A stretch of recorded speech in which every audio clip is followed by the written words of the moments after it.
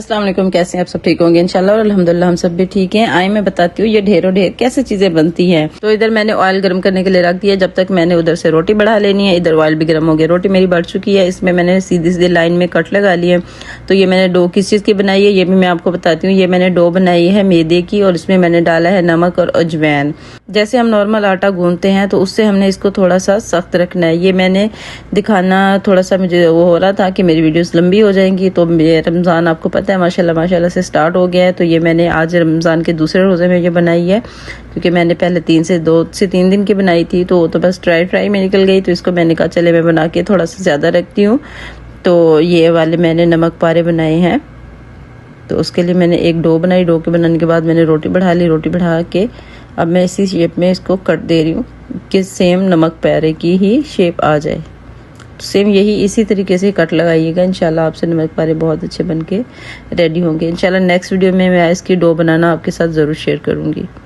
तो ये देखें बिल्कुल ये शेप नमक पारों की आ गई है। तो इसको हम ले लेते हैं। ये देखें ऑयल गर्म हो चुका है तो मैं इसको बारी बारी करके अंदर डालती हूँ। जैसे हमने इसको ऑयल के अंदर डालना है तो ये खुद ही एकदम से फूल के ऊपर आते जाएंगे। ये देखिए अब एकदम से ये फूल चुके हैं।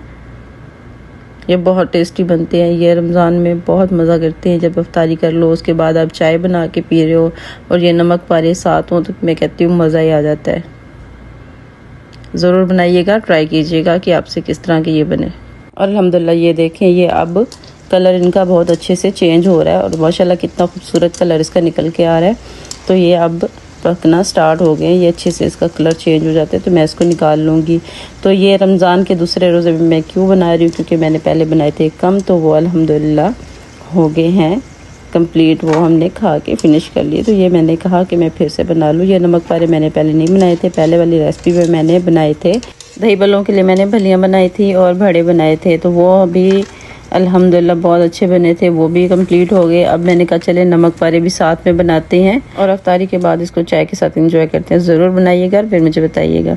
और इधर मैंने भलियाँ और भड़े बनाने हैं तो उसके लिए फिर मैंने बेसन भी साथ में बना लिया ताकि मैं इसी के साथ साथ भड़े और भलियाँ भी बना लूँ, ताकि दही बल्लों के लिए ये वाला मटेरियल भी मैं रेडी कर लूँ। पहले मैंने बनाया था 2 से 3 दिन का, तो इस दफ़ा मैं ज़्यादा बना के रख लूँ ताकि मेरा हफ्ता 10 दिन आराम से चले जाए।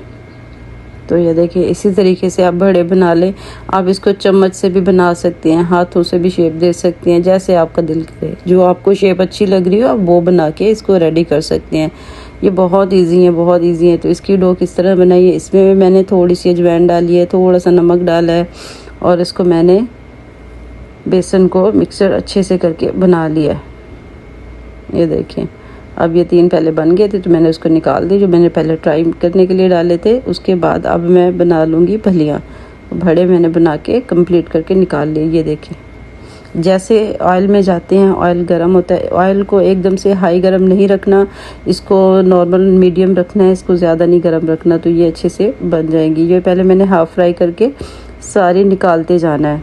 इसको मैंने एकदम से बिल्कुल भी नहीं फ्राई करना, उसके बाद ही मैंने सारे एकदम से डाल के फिर इसको फ्राई करूँगी। तो अभी मैंने इसको हाफ फ्राई कर करके निकालते जाना है। और कौन कौन रोज़ा रख रहा है ये मुझे कमेंट करके ज़रूर बताइएगा। आपका रमज़ान कैसे जा रहा है अल्हम्दुलिल्लाह ये भी बताइएगा। अल्हम्दुलिल्लाह मेरा बहुत अच्छा जा रहा है, अल्लाह का शुक्र है।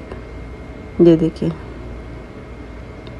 अब ये सारी मैंने इसी तरीके से निकाल लेनी है। ये सारी देखिए मैंने बना रही सब बना ली मैंने हाफ फ्राई करके। अब दोबारा से मैं इसको इसी गरम ऑयल में डाल दूंगी, लेकिन अब मैं इसका फ्लेम बिल्कुल हाई रखूंगी, इसको लो फ्लेम नहीं रखूंगी, क्योंकि मुझे इसको एक ही कलर में लेके आना है। इसको अच्छे से फ्राई करना है। पहले इसको याद रखिएगा, पहले इसको हाफ फ्राई करते हैं, दोबारा सब इकट्ठी डाल के फिर इसको सही से कलर लेके आते हैं, फिर इसको पूरा ब्राउन करते हैं। ब्राउन डार्क भी नहीं कर दीजिएगा, लेकिन हल्का सा कलर सेम एक जैसा सब पे आ जाए। तो उसके बाद ही आपको इसको उतारना होगा, उससे पहले ना उतारिएगा। ये देखिए आप देखिए एक जैसा ही लगा है कलर मुझे।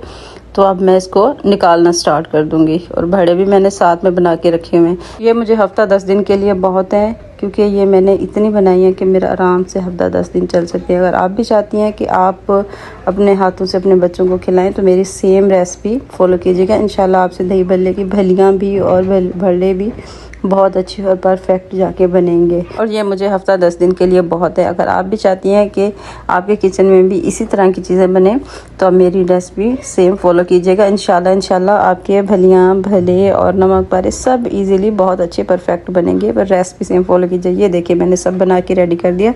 और मेरी वीडियो को लाइक शेयर और सब्सक्राइब तो ज़रूर कीजिएगा। इंशाल्लाह मिलते हैं नेक्स्ट वीडियो में। अल्लाह हाफिज़ और दुआ में ज़रूर याद रखिएगा।